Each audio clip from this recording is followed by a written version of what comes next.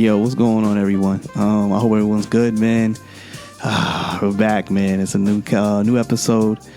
I got one more episode after this. I think we're gonna take a little second to take care of some things. I took a little break between episodes just because I wanted to get things in order. There's certain things that are about to happen that I want to take to the next level personally and for my business as far as photography goes. So, gotta take a little breaks in between just because I need to work on those businesses. And there's going to be a new set of ways of doing this podcast that are more conducive to what I need to do for my business and for myself. When you're doing a podcast, everyone thinks this is easy, just go and record it. It doesn't happen like that, man. If you're really out here getting to it, you're really out here doing your thing, you're really putting time into doing it, then you're going to take some time out to do some things because you need to take care of something, because this is a passion project. It's not free. It's work. It's real fucking work. It's not a joke. You got to put your time into it. And I have a guest-based show. So that means sometimes I got to fall back to get the right kind of guests for the show because everyone's so busy with what they got going on. And, let's be quite frank. I am thankful that one person listens to my podcast, let alone each stream. Every day I'm getting 40 to 50 to 60 to 70 people that are listening to it within 2 or 3 day period every time I put out an episode. And then all of a sudden that number jumps up to 200, 300. And, I'm thankful for all the 3,000 plus listens that I've gotten since I started this thing. So, and I mean, that's nothing to some people, but for me, it's everything. I say all that to say that sometimes you can't get the biggest guest or the most popping guest because you don't have that many people listening in. So they shit on your podcast or they feel like you're not a priority to get back to because they don't necessarily need you. You don't make them any money. But that's fine, man. And you learn that as being a guy who is doing this on your own. Now, I didn't mean to start off this whole beautiful podcast I'm about to do today with any complaining. I'm just putting it out there that, this thing ain't easy, and we're out here trying to make it happen. And today's guest is one of those people that is just really, really about his business and kind of understands the game of sometimes you ain't the biggest in the room and you guys got to fall back, but I'm still dope. And he's got one of these things. He's got a silent confidence about him that makes him one of the best photographers I've ever been around. He's really dope. He knows what he's doing. And he's just knowledgeable about his stuff. And he's not afraid to try new things and learn new things, man. So my man, Geoff, he's a dope photographer, man. We're going to talk about everything. But first and foremost, he's a dope entrepreneur. We're going to talk about a lot today. Sometimes we're going to nerd out, just FYI. But, that's what photographers do when we get around each other. We nerd out sometimes. Dude is a real dude, man. And it was real enjoyable talking to him. So enough of me talking and then running my mouth and rambling on. Enjoy the show, man. This is episode 39. Yeah, I guess I'll catch you on the next one. I'm out. Peace.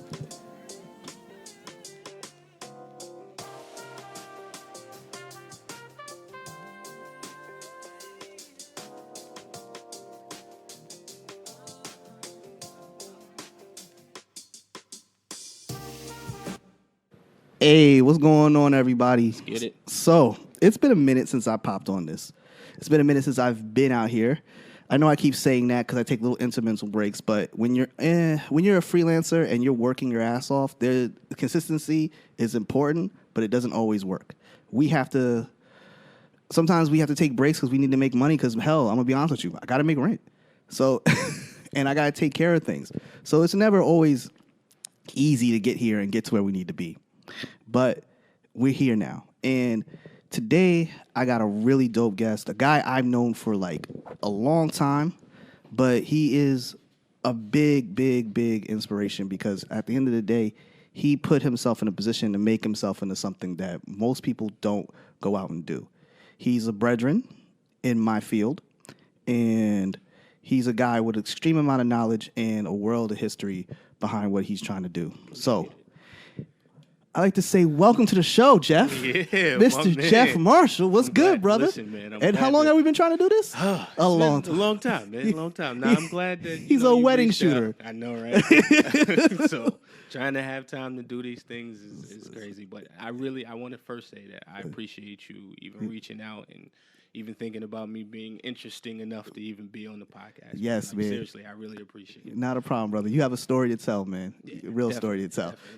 So let's start at the root of your story. Okay. How the hell did you get into photography first and foremost? Okay. So let's see. Everybody starts out with you got to take the class in high school or something like that. You know what I'm saying? So I started out shooting and developing film in a dark room and that kind of thing. But that's just an elective in high school. Then I did it again in college. Where'd you go to school at? Went to Rutgers, Newark. Rutgers, Newark. Yeah. Was that a culture shock for you? No, that wasn't bad. I actually like Rutgers because it's super diverse. Yeah. By the way, everybody, he's from Englewood. Yeah, Englewood, New Jersey. Born and raised. Cornballs. Anyway, go ahead. Stop it. We're not doing that today. Shout out to all my brethren. You know I love you guys. That rivalry is done. It's over. We're not doing that today. But yeah, went to Rutgers, Newark. Took another photography class and liked it a little bit more. So you had some real kind of training in that kind of from the jump. Yeah, but never really thought about doing it. I actually went to school for computers. I'm an IT nerd. Okay. But I would say maybe 2013, 2012, something like that. Just wanting to do it as a hobby. Right. My sister buys me my first camera. Nothing crazy. But I had to. There's a black version and a red version. I had to get the red version because I just had to be different. And like I was saying, same thing. Started out taking pictures of flowers and trees and scenery. We spoke about that earlier. Like everybody starts out because that's how you're learning your settings. You're getting used to the craft. How was it as a black man going into this kind of field? Did you have any pushback like that's not gonna make you no money? What you doing? No, because firstly, I never really thought about it that way. But secondly, you originally get into it and you don't do it, for the money. Like you're doing it. Like I never even thought about jumping in and doing that to make money. I just was doing it because it was something. That was just seemed to be fun to do. And like I said, I'm an IT guy, and that was the humdrum, just every day doing the same thing.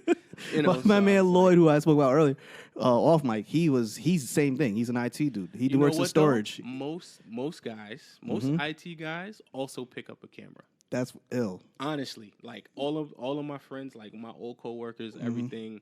All picked up cameras. That's crazy. And I don't know why that's the thing, but I think it's just because it's technology. Yeah. You know what I'm saying? Yeah. Like, I don't think that it's any specific thing with, wanting to be, any specific correlation between being IT and photography. Word. But, I think that it's just more so because it's a technological thing. So it's a crazy thing how the business works. Right. Because once you get into it, it's like a drug. Because you're always looking to chase that next dope-ass photo. Yeah. It's always trying to hit that dope ass photo, and you got a plethora of fire ass photos on your Instagram. You know what I mean? But I know that chase to get there was a hell. Oh yeah. Trying to learning your settings, and because the first thing you do when you pick up a camera and you're brand new is you put it on auto and you go crazy. Time to go, baby. Yeah. What? I can take pictures of everything right now. Whatever you need, I can take pictures. Hell and somebody that so then you watch a video or you talk to someone and they're like, nope, switch your camera to manual.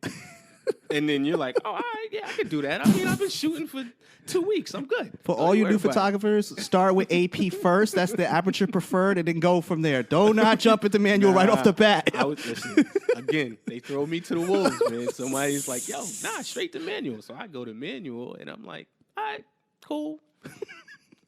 Everything black, everything dark, everything blurry. Things went bad. Everything goes bad.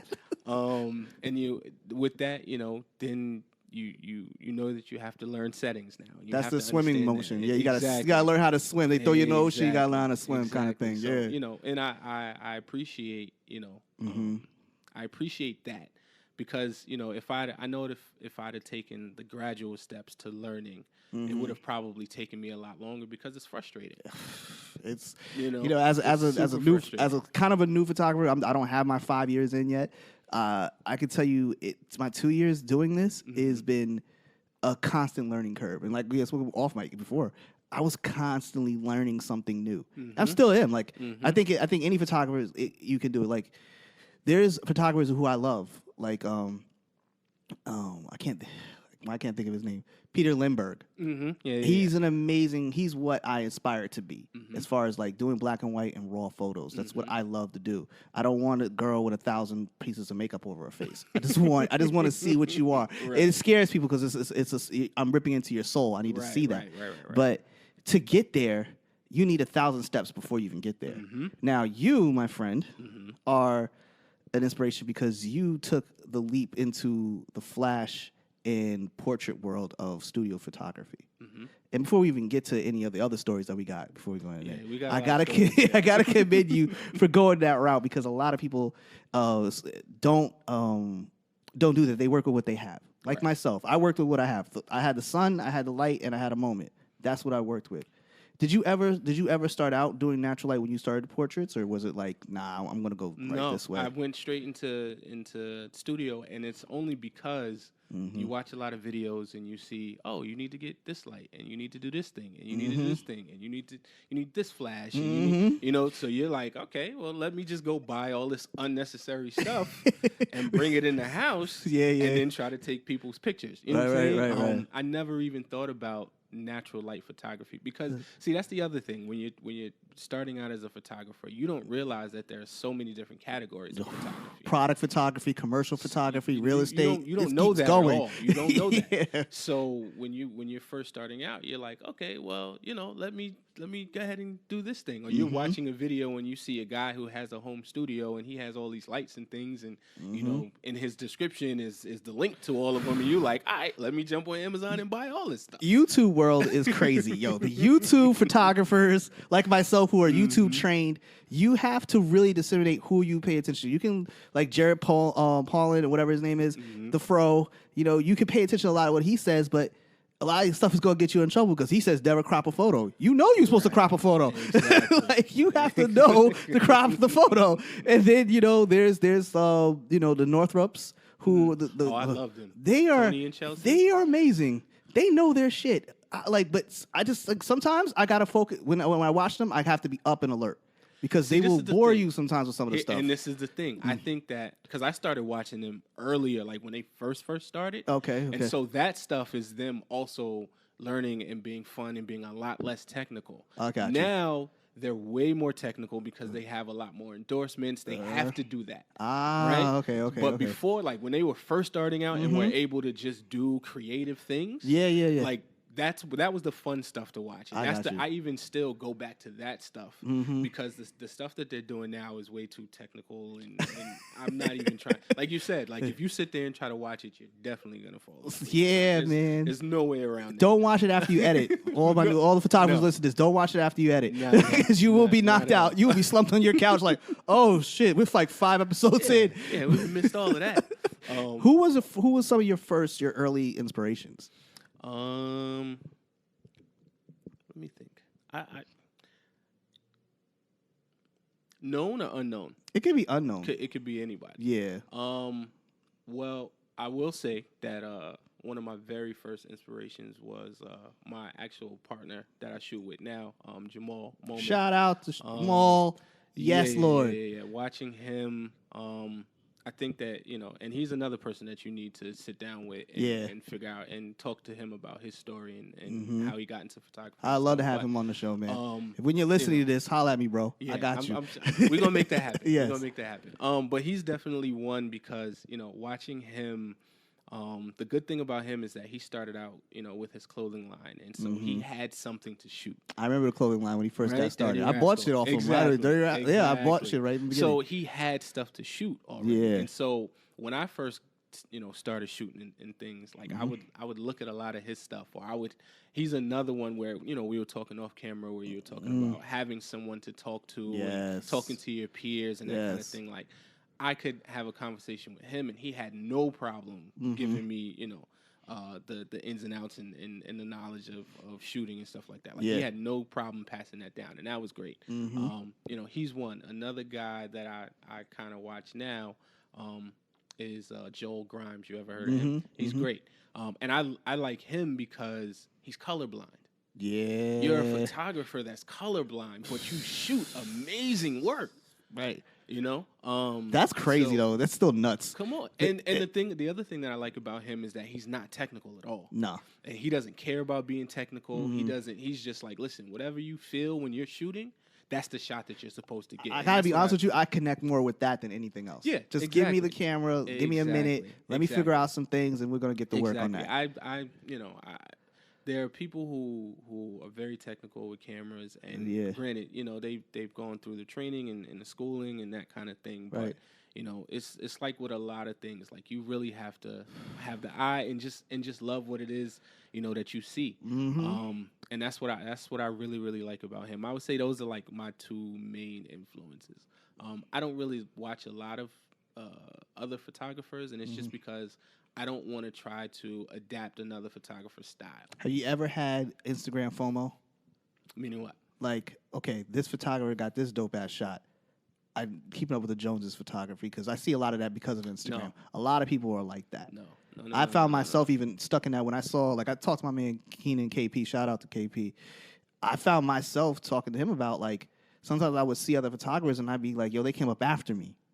And I'm not, how the fuck is he getting this dope ass shot or she's getting this dope ass shot? And I'm like, I'm not getting there. It would inspire me, but I realized, like with anything, that's like, how can I say that? That's like really tainted fuel. Right. Because it's not going to last. Right. Did you ever face that at any time? No. Again, like, I honestly just appreciate a good picture. Yes. Either way. Like, whether or not, I'm the person that took it or somebody else took it. I'd rather just say, oh, that's really a dope shot, and then try to still do my own thing. Yes. I don't, again, like, that was one of the reasons, like, I don't even follow a whole lot of photographers and stuff like that. I find that ill, yo. And that's because, again, like, I don't want to fall into the place of trying to recreate someone else's shot. Yeah. And you can do that. That's actually, we've had that happen to us. Well, Jamal took the shot. I was actually in the wedding that he had shot. But that's actually happened, like, where someone, at the same exact wedding venue and everything, literally tried to recreate the exact same shot. And it's like, I get it being inspired by somebody. And you might do a variation of it. Right. You'll get a client that says, oh, I like this picture. I like how this picture is set up. And then you're like, oh, okay, that's great. Let's try to figure out how we can, like you said, do a variation of this picture and still get evoke that same type of emotion from the shot. And, the shot still being that dope. But, like, they literally set everybody up in the exact same positions and tried to take the same exact shot. And I'm like, yo. First and foremost, you're not supposed to bite nobody's style, bro. Don't do that shit, Don't ever do that. That is trash. There are photographers that, people want to emulate. There are photographers that are really, really good. Going back to, like, Joel Grimes, who does, composite photography. I know a lot of people who do that and do that very well, but they do that in their own style. But they'll still say, listen, I learned this from Joel. Right. And that's what it's supposed to be. It's not supposed to be, oh, let me try to do exactly what it is that he's trying to do. Like, I don't understand that. But that compromises your artistic, like, credibility, your artistic knowledge of things. But you know what, though? To people who don't understand that, like, we're photographers, and so we look at it from a different aspect. Yeah. But from someone who doesn't really understand that, and all they see is a really dope picture, you can fool them all day. And so, there are photographers out here who don't mind catering to those people. That's nuts, man. Doesn't that compromise your artistic integrity? That's your integrity. That's your creative integrity. Some people don't care about that. Some people honestly care about money. I can't even think. I can't even I can't think about that like that. Like, that would drive me nuts, bro. Yeah. Some people, like I said, some people just really care about the monetary aspect of photography. And I was thinking about that earlier today. I realized that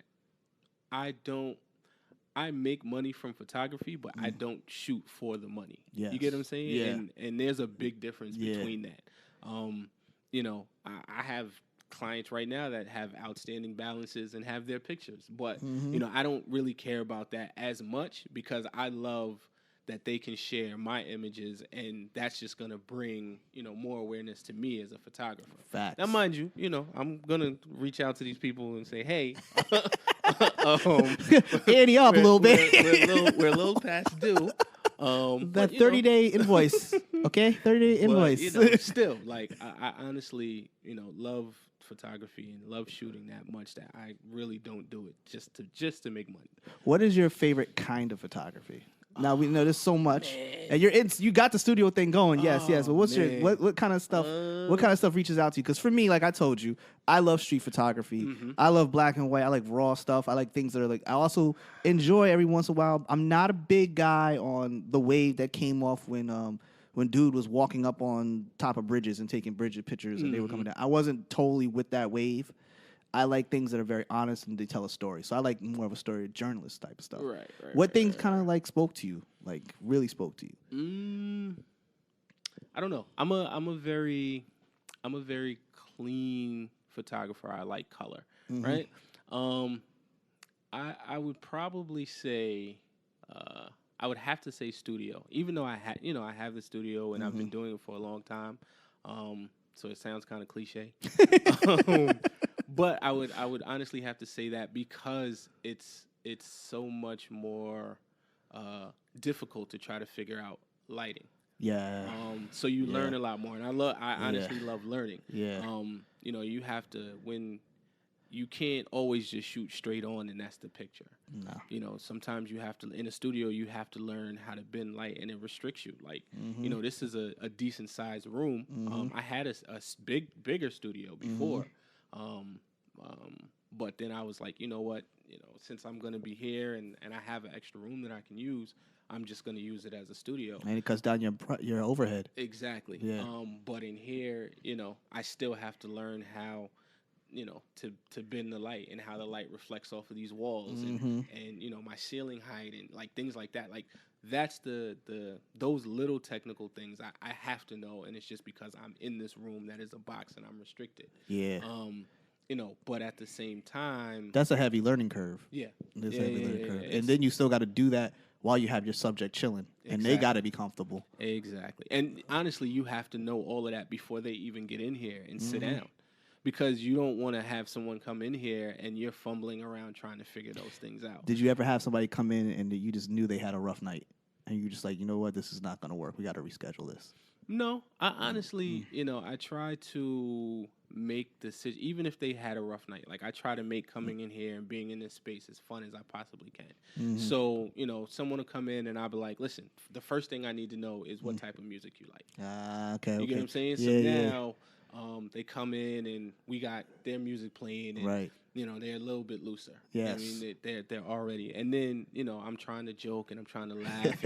And, we're talking about, and the good thing is, I have a daughter, right? She's 2, but she's very cute. Right. So if a lot of times I'll have her just come downstairs, like I utilize her.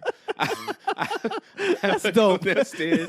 She's really, really cute, and she helps loosen people up because oh my gosh, she's so cute. So that works. That always works. Right. Throw the kid in there. Yeah, throw the kid in there. All right, cool. Listen, exactly. And so then that helps, and then people. I think that also because people are coming into my home. Yeah.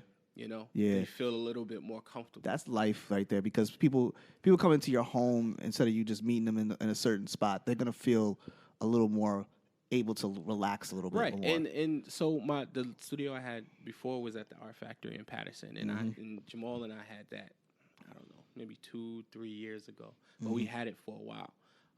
And so, I would be there and I'd bring people there. And this was the Art Factory before the Art Factory is what it is now, where it's nice and people are having weddings and all that type of stuff. This was when they weren't cleaning the floors or the bathrooms. I remember the place, yes. Right, exactly. I did a podcast. I used to do a podcast out of there, so I know exactly what it looked like. So you know exactly what I mean. Yeah. And, you try, granted, dude, we don't care. No. I mean, we walk in, whatever. But I'm shooting women who, come in and then they're like, oh, can I use the bathroom? And I'm like, well, yeah, you got to take this toilet paper with you, and here's this hand sanitizer, and here's this soap. You know what I'm saying? Like, that's really, really uncomfortable. Yes, it is. Yes, it is. It's uncomfortable for you because you look like Amateur City. And you're just like, what? They're like, wait a a minute, they don't even have all that in the bathroom. It's like, nah, and you can't make sure you bring that back because, if you leave it, somebody else is going to take that. You know what I'm saying? They're like, what fucking shit is this, B? Exactly. So I think that, having people that are coming into my home, and as soon as you walk in, you walked in. And you see, I was good, man. The pictures, and you see all the, like that. It's a different type of space. Right. So I think that that makes people super comfortable whenever they come in. And I've never had that issue now. Knock on wood, hopefully I don't ever have that. But if it does come to that and I have to reschedule, that's fine too. That's cool. Yeah. Have you ever been on location and been like, all right, fam? Yes. All right, fam. Yes. Guess what's happening here? Yes. Big deuces. Big deuces. I'm out of here. I've had to do that a couple of times and been on location. I'm like, listen, I don't want to waste my time. I don't want to waste your time.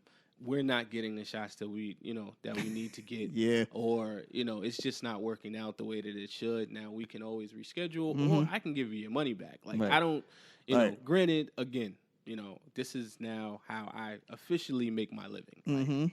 Like hands down, this is what I do. It's not a joke. Yeah. But, at the same time, I'm also not going to, stress myself out or compromise, Sometimes you got to pull that cord, fam. You have to. You got to pull that cord. You be like, yo, all right, yo. Like, I understand, like, what's going on right now, but I just can't do this. This is not, we're mutually not working this out right now. Yeah, and so I've definitely had to do that on location. Not often, but I've done it at least once or twice. How do you feel about going to the city for shoots? I hate it. I hate it. I asked this because we're both Jersey photographers, so we understand it can be a real bitch, man. I hate it, and any of my friends that are listening to this that know me personally know I hate going into the city to shoot. I actually went into the city to shoot. I want to say 2 weeks ago. There's this hotel and. Like they wanted me to come out and, do shots of the room and, that kind of thing. And, but then they also had an aspect where it was something with style and shoes and I shot a model, my man Percy, actually. And so they're doing a collaboration with some shoe brand. And so we ended up. So we were doing the shoot, and he knows, like, he's the main one that knows. Right. Like, I'm not trying to go into the city to shoot. You know what I'm saying? Yeah, it cost me a little bread here. It's like, yo, I got to charge you extra.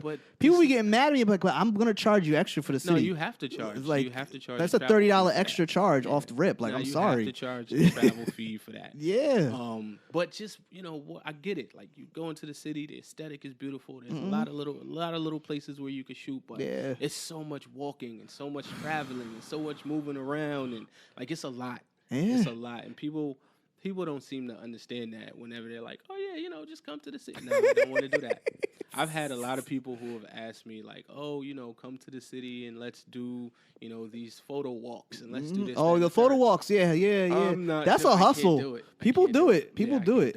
I'm sure that it's great, and I'm sure that people get a lot of pictures, and I'm sure that it's good it's always good to collaborate with other photographers and get other ideas and things like that. But I can't see myself going into the city to do that.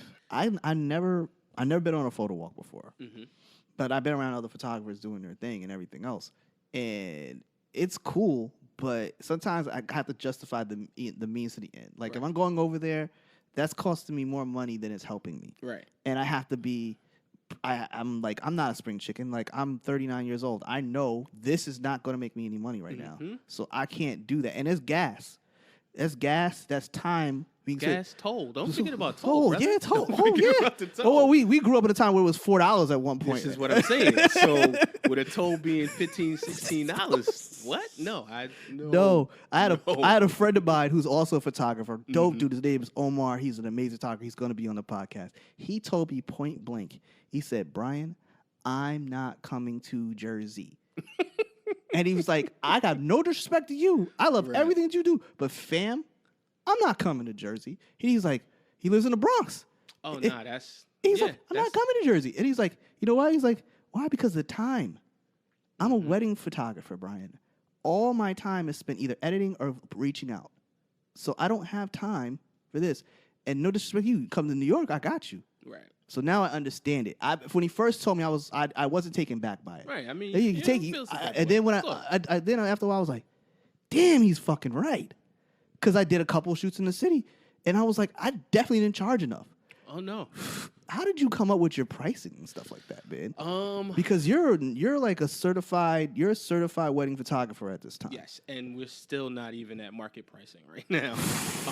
And I think that one, that kind of helps us because you get 2 photographers for the prices that we have. Right. And it's kind of unheard of. You got the booth too, which is fire. Yeah. We also have the photo booth, which I actually just used the other day, man. And it's been coming up.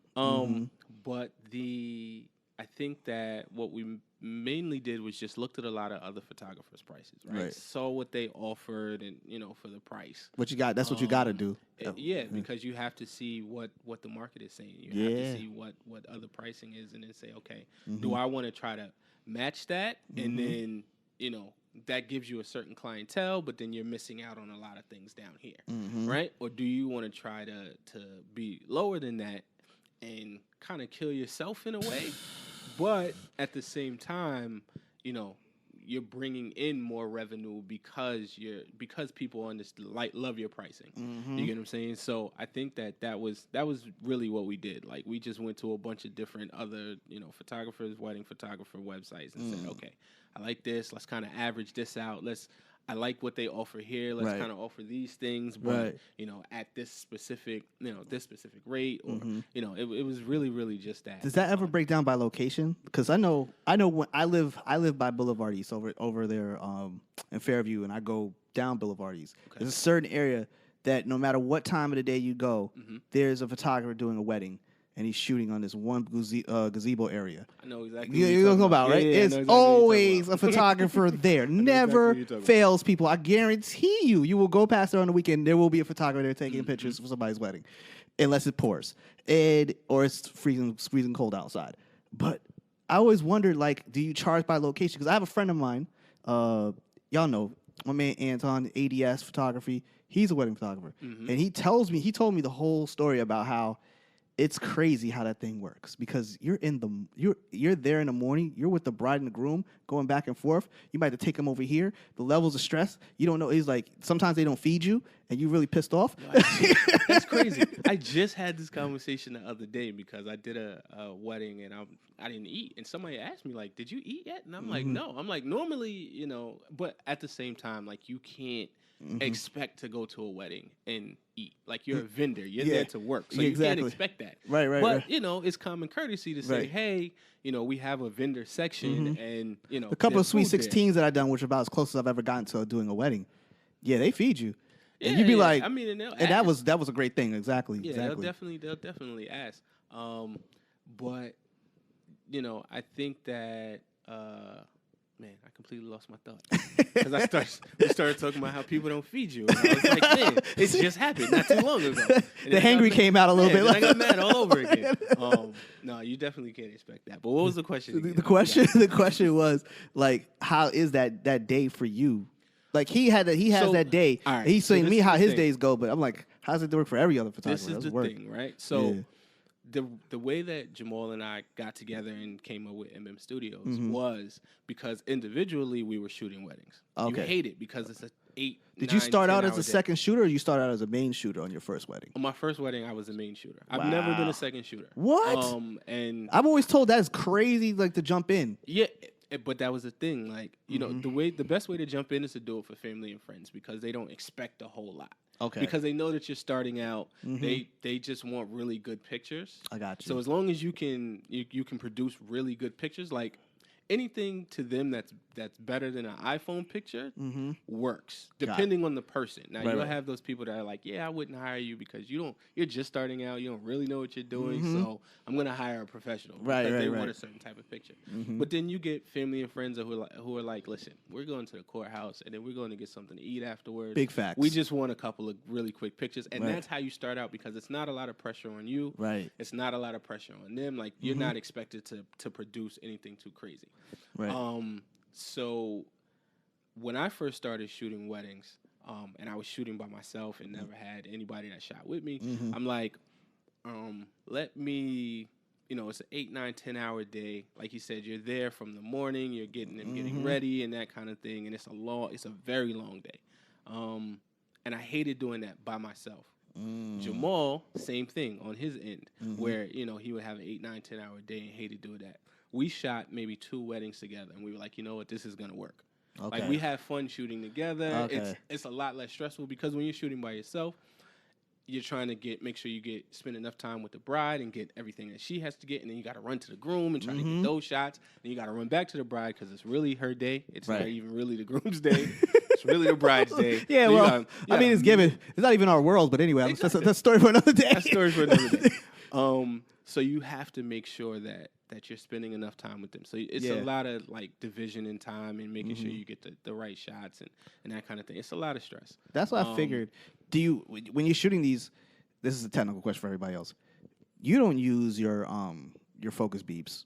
You turn you turn that off. Yo, so I went to a wedding not too long ago, and the dudes, they all Canon shooters, all focus beeps. It drove me absolutely fucking nuts. I'm sitting there like in the seat waiting for the wedding. I'm just sitting there like, oh, I hear the beeps. I'm looking back. My girl's like, what's wrong with you? I'm like, do you hear that? He's not supposed to do that. That's you as a photographer. And that's why I hate going to weddings as a photographer, because I'm like, yo, they're not. Wait a minute. You just missed that shot. Yeah, like, man. I'm looking at shots and I'm like, yo, how did you miss that? And I hate going to And I'm not even a wedding shooter, and I'm looking around like, that's the thing. Why? Little things like that, like, you know, because you're a photographer. Yeah. You know what I'm saying? Like, you know those things. So yeah. You know that those things are not supposed to happen. And then again, like, you know, being a wedding photographer is like, and that's something that you have to learn and be trained in as well. It's crazy that there's so many different types of categories of photography, and they're all so different. Yeah. Like, you would think that you could take, you know, your experience from one and just move it into the next thing, and you can't. Like, there's a big difference between, you know, me being a studio photographer and you being a street photographer and wanting to be outside in natural light. Right. You know, that's something that I also had to learn all over again, where I'm like, okay, I'm going outside. The lighting is good. I should be able to take a picture. No, like that. It's completely different between doing that and being in studio. Shooting weddings, you're always outside. Yeah. You know what I'm saying? I mean, unless you're in a church or something like that, and you have to, you know, fix your settings for that. But you know, when you're going outside and you're doing the couple and the bridal party and all that type of stuff, like, you know, that's also something that you have to understand with that lighting is completely different in that sense too. When you're shooting outside and you're shooting out in if it's a wedding, I would think your first thought was like you hope for a little bit of an overcast because you want that soft box. Those clouds are a soft box right there. They're gonna make the bride look a lot better. People don't get that. They want the blue skies and the sun. And I'm just staring at them like, you really don't get this. So I went to a wedding last month. One of my good friends got married, and so she didn't want me to shoot the wedding because she wanted, you know, me and the family to be able to enjoy it. So she, you know, got another photographer, and so the photographer, I'm, you know, as a photographer, I'm looking whenever they go outside. Your wife's got a head turn with the kid. You just up there like, what are you doing? I'm looking to see when they go outside and take the family and bridal party pictures and stuff like that, and she has them in the dead sun, and I'm like, yo, I really feel like going outside to tell her, like, listen, and there's shade right next to her where she can move them over. Yes. And I'm like, I want to go outside and say, hey, your pictures will come out a lot better if you move them over here. You know what I'm saying? But I'm like, I'm not here to work, and I don't want to do that. And then my wife she's like, man, I just want to go somewhere sometime where you're just not doing something. Welcome to the life. That is the life right there. I'm like, you know what? Yo, right. Let me sit out. Yo, my girlfriend has done that to me many times, and I'll just be like, right. Well, you want me to? But they asked me. You lost. The conversation's over. Once she decides that she wants you to do something, the conversation, you lost. You're like, all right, fuck it. I learned that from Johnny. Johnny owns the barbershop. He taught me that, like, because I shot the barbershop, the shop once. I thought I knew.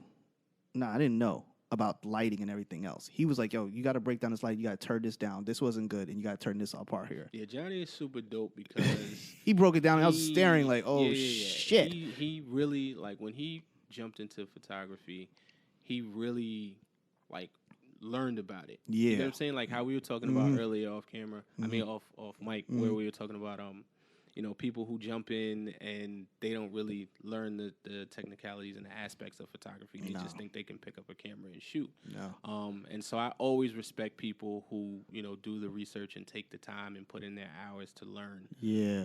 Because, photography is a different type of beast, man. Yeah, man. And, I know people who shoot with iPhones that are amazing. Right.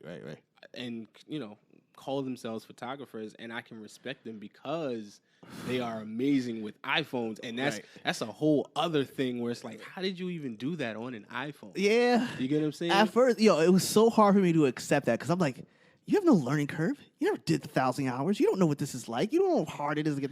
But then when you see the finished process in the phone, you don't even really know what to do. You're just like, all right. Shit, all right, man. It's a creative eye that they have. Exactly. And again, I just honestly respect a dope picture and the time that it takes to actually put that together. Yeah. There have been times where I've done shoots and people have been like, "Yo, I didn't even know that it would be this difficult or it would be this much to get the right shot." And I'm like, "Yeah, yeah, it takes this." Would you say you're a bit of a perfectionist, or you've kind of calm that down as you've moved on forward, or you've gotten worse? Now I'm trying. I'm really, really trying. I really am. Even when I do, either studio shoots or outdoor or whatever it is, I take a lot of pictures, and that's kind of a running joke with me and my boy Percy because we'll shoot or I'll be shooting somebody and I'll end up taking 6, 7, 8, 900 shots. Oh, right. Oh, yeah. And that's because I have to take a picture, like you're in one pose. I have to take that shot 3 times. Okay. Because one, that you can move your camera slightly and your whole lighting changes. Right? That shit drives me nuts. You got to have a steady ass hand, man. Or you can take the shot and because the shutter moves your camera or your lens a little bit, that can blur the whole or change your focal point. Exactly. And so I honestly have to take the same shot at least 3 times. Ooh. And that's just me. Do you bracket your shots? No. No bracket? Okay. Some people bracket their shots. They're real bracket. People do that a lot. I think I've noticed that a lot with when I watch a lot of videos about shooting in studio and stuff like that and doing the clam shoot and everything else and having the softbox in a certain position, they'll bracket their shots out and then, they tether. Do you use tether at all? Every time I've tried to tether, it's failed me. Yeah. So I'm like, there have been some times where I'm like, great, it's all worked out. But I would say 80% of the time that I've tried to tether, it's always failed me. Yeah. And I've had to take it out and continue to shoot. And so I'm like, what was the purpose of buying this $60 line to the computer? Hell yeah. You know what I'm saying? Or this $60 cord when it doesn't even work. I'm like, long as I shoot, I normally shoot with like a 128s, and I'm like, as long as I got two SD cards in that slot, I'm good all the time. Yeah. One person was like, you can get this camera. Doesn't matter. I'm looking at the camera like, you know what the difference between a professional camera and a non-professional camera? It's 2 cards backup. Okay. Backup. But my boy who was like my mentor who kind of like brought me in really, he was like, I've been shooting with one forever. You just been lucky. I love you, brother, but that's like you're lucky because I know what it's like because I did a corporate shoot. I did a corporate event. And they don't play that. Like you will get sued if you don't have your stuff or they won't or they just won't pay you. I was like there and I was shooting it with a friend of mine. This is State Department, so we're doing the shoot. And they take the photos. So you gotta have this on spot. So he takes it and he goes. My boy who I was filming with, he takes the card, goes to his laptop, can't get nothing, and then he starts freaking out. And I'm like, we're all good. I pop out the second one, no problem. We put it in my laptop and send it over and everything else. It takes no time. But I was like, that right there taught me in that moment. I said, this is why you pay for the 2. You always have two SD cards for redundancy. Redundancy all the time. Back up to, or you shoot on both cards every time? Every time. That's dope. Yeah. That's dope. I need to get to that. I usually just shoot on the one and then use my second one as like a back. I don't shoot to both. When you're out, I think that I learned to do that because of that event. That was the first time I really did it. That's actually a really good idea.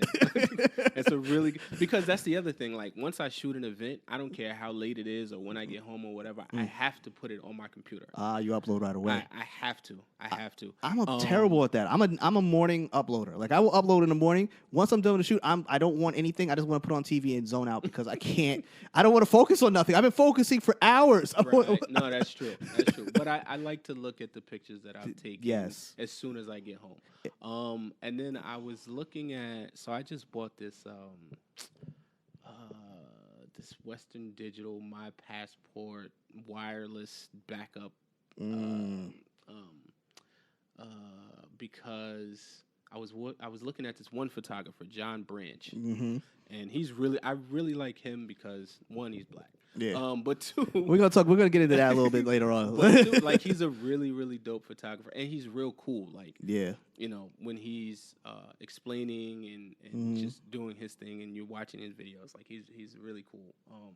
So he was talking about the wireless backup, and I was like, okay, let me look into it. I think it's really, really dope because you can bring that with you on wherever you are. I never even thought about that. Right, exactly. You can bring it with you, and then you can pop your SD card right in, and it automatically starts backing it up. It's a cloud-based system? No, it's physical. Storage. Yeah, okay. I'll show it to you whenever we're done. Cool. So I think that's really, that kind of has saved me too because I bring that with me everywhere now.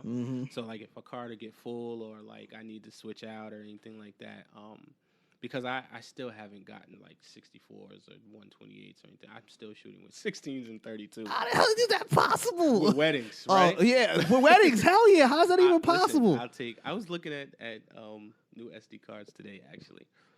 Like I'll just take 232s and I don't even understand how you do that. With the speed of your shutter and your buffer's gonna fill. Like I learned that the hard way a few times. Me too. Me too. But I haven't learned. Like I haven't made the change. So I need to. As your partner probably stares at you like, fuck, but man. See, that's why there's two of us. If I miss it, he got it. That's all that matters. Sorry, like I don't know why I talked to him. But no, the one great thing that you do get from you not having so much is you kind of have to get the shots right. Yeah.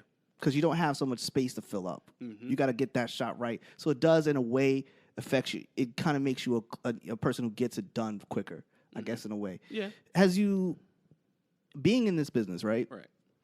You have a certain way of doing things. How has things been now as an entrepreneur full-time? And coming from that, because you had a corporate job, right? And you're coming from that world and you're getting in this, because I think Jamal had a corporate job too. I remember he put up a post and everything else, and I was super proud of homie. I'm actually going to put my post up once I get to my year, because it's only been a year. Once I get to my year, I'm going to put that post up, because it hasn't been super difficult, and I thank God for that. Like I haven't struggled in any sense. And I honestly owe all that to God, because if it wasn't for him, man, I don't know how I would have been able to make this year. Believe you me, brother. I come up. I've done pretty good. Got a couple good months. But yeah, my credit score took a hit because it was like I'm pretty to the tilt. But it's like you can't let your score dictate everything. Right. You got to keep moving. In this business, you're a black man who's an entrepreneur. Tell me this. In this business, we meet a lot of people, different colors, different creeds, and everything else. What is the business of being a black man as a photographer in this business? I think that, one, I don't, like I was saying earlier, like I don't really think about it like that. My goal, honestly, being in this business is to surround myself with people who don't mind, sharing knowledge, sharing referrals, just, good, wholesome, honest people, because you can easily get shaded or get shunned by people who feel like, because even with me, right, I've been it took me a really long time to give myself the title of photographer. You get what I'm saying? Like, it was so hard for me to say the first time. I was like, what? This doesn't even sound right. But, even now, like, I'm at a point where I feel good about my shots. Now, mind you, I've been shooting for a very long time. I've got really good shots. That last shot you did with, I don't know the young ladies. I don't remember her name off the top of my head. Bria? Oh, Brianna. Yeah, those shots were fucking, that shot was amazing. If y'all haven't, go check out his Instagram. We'll give you that later on in the show. But my goodness. Thank you. That shot was fire. Yeah, so what you mean? That's right here in the studio. Yeah, so what you mean? But again, like, this is the thing. I feel like with anything that you do, like you said, you have to put in your time. You have to, because you have to respect the people who did it before you. Respect your craft or don't be in the craft. Exactly. Yeah. Like, you have to respect that. And I didn't want to just jump in, have a camera, and be like, yeah, so I'm a photographer now, and I have no problem taking pictures. And, like, I'm now getting to a point where, I really, really like my own shots. I'm getting the shots that I want. You know how, like, you'll take a picture, you'll look at it on the LCD, and then you'll kind of shake your head and be like, yeah, this is it. Money shot. I'm starting to do that a lot more now. And so now I'm starting to kind of feel a little bit better. Mind you, I still know that there are people who are out there that are way better than I am. You know it was when I got that first reality, because at first all your friends were like, oh, these pictures are dope, you get gassed. And then that cruel reality is you go to this one spot, and photographers are the worst critics in the world to do. Do not, like, even now, I'm going to be taking pictures for this episode, and I'm already nervous. Like, damn, he is going to pill my shit. Nah, but anyway, he's gonna hit Jamal like, yo, Brian came over, took these shots, this is trash, fam. Nah, we're not doing it. But like you said, it takes a lot to get to that point when you're ready to admit that these are nice and you're nice. And you know what? This dude over here is nice, but I'm just as nice as he is. He might have 100,000 followers, but guess what? My shots are just as good as his shit. Have you ever been, because photographers are competitive by nature, bro. We are competitive. Have you ever been ultra competitive with one person, one photographer? Did you just like, I'm going to have to go out and shoot right now. Fuck this shit. Yo, unknowingly, right? And this will probably, I'm sure I feel like I've said this before, but this might be the first time that he's ever known this. And it's not even a competitive thing. It was more so like, I see him shooting, and I'm like, yo, I gotta step my game up. Like, right. I gotta feel like, I'm on that same level. It's Jamal. Dead serious. See, that's dope that you guys have that interaction, yo. Like, dead serious. He's always been and still is and will always be a very, very dope photographer. You get what I'm saying? And so, like, when I'm coming up and I'm learning, but I'm looking at his stuff, I'm like, I gotta step my game up. I want to get to a point where I'm like, I like my shots as much as I like his shots. You get what I'm saying? And that came from, me being around him, us shooting together, and then, just learning and growing my own eye in photography. But he's the only person that I've ever kind of had that, like, competition with, in a sense, but he doesn't know that. He's going to know it now. He's going to know it now. He's going to be like, really, fam? Did you set me up a few times? He's going to talk about this? He's going to text me. Why? I know he is. That's the only person. That's a dope thing to have that competitive juice, because you need that push. Like we said, it's not the how can I say this? It's not the best fuel, but it's the needed fuel. It's like NOS in a car. Yeah, I mean, press it every once in a while. It's with anything. You need it, man. Anything where the market is kind of flooded and you have so many other people that do the exact same thing that you do. You have to have that competition. You have to have that fuel behind you to be like, all right, I see this and I want to either do this, like I want to get to that point, or I need to be better. Right. Like, you have to have that. Because if not, you're not going to want to grow. No. And I admire the dudes who are able to block the noise, and they're so far into their world, they're just so caught up in their creativity that they're not even looking. Ladies too, not to be sexist, absolutely, because I know a lot of female photographers who's like, I'm just like, I can't even keep up with this. I'm not even gonna. You're not even. I can't. No, I'm not. Well, you got this. Your whole lane is you. So, have you met in this world? Have you met people who have been great to you, like great customers, great clients, and stuff like that to you, but you're just like, how can I put this? You're just like, nah, like I like this person, but I can't do business with them. They're good. They want to pay me a lot, but I gotta back away from doing business with this person. Yeah, I've had that. I've had that happen a couple of times. One instance is I had someone who wanted me to join the team. Like he, photographer team. Yeah, he seemed really cool. Mm-hmm. Seemed like he had a lot of work and needed the help, and so he was trying to put a team together. And wedding season is just that. It's a season. It's from this month to this month, and then the other months is you trying to get more weddings for the following wedding season. So in those months, you're trying to scramble and do little things and keep a little money in your pocket. And so I'm like, all right, it might not be a bad idea, but when we really like sat down and broke down numbers and broke down, what he was looking for and that kind of thing, it really just didn't work out.